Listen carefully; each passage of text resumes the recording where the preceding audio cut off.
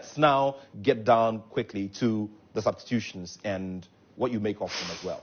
Let me begin with you. I'll just be brief. I think that's one thing Chris Hughton got absolutely wrong, and I'll just go through them very quickly. I think Jordan Ayew overstayed on the pitch.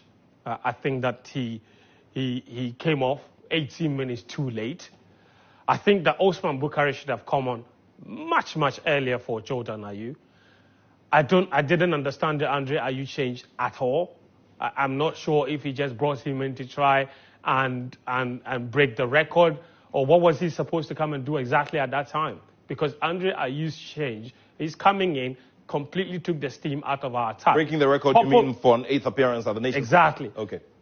Because at the time that he took Semenyo off, and the time he took Pencil off, that was the period where Ghana had any sort of sustained dominance and pressure on the Cavadian defense. I didn't think that the two of them should have come off. And even when he brought on a player like, what's his name?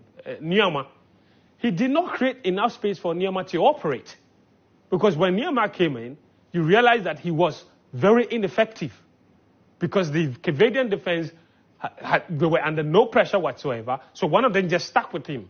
And there was no chance for him to, no space for him to operate. So I think that, first of all, I think wrong personnel that he brought on in the form of Andre Ayew. And I feel that the ones he really should have taken off, he didn't. Because at the start of the second half, that was when our forward players really started to exert themselves. And that interpositional play and changes, switching positions, really worried the Cavadians. And we were knocking on the door. And Pencil in particular was very, very lively, getting some very dangerous crosses into the box.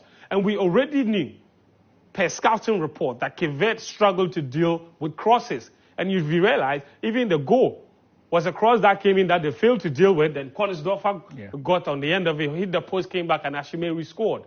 That one. The goal itself that we equalized, Jiku's goal came from a cross, a corner kick. So Pencil was beginning to do that. Nyama is not that player that will get the crosses in. So I didn't understand the essence of that change. So in that respect, I feel like Hughton let us down. And then the one last thing that really broke the camel's back, at the point that he took off Ashimeru and brought in Salas, what was he thinking here?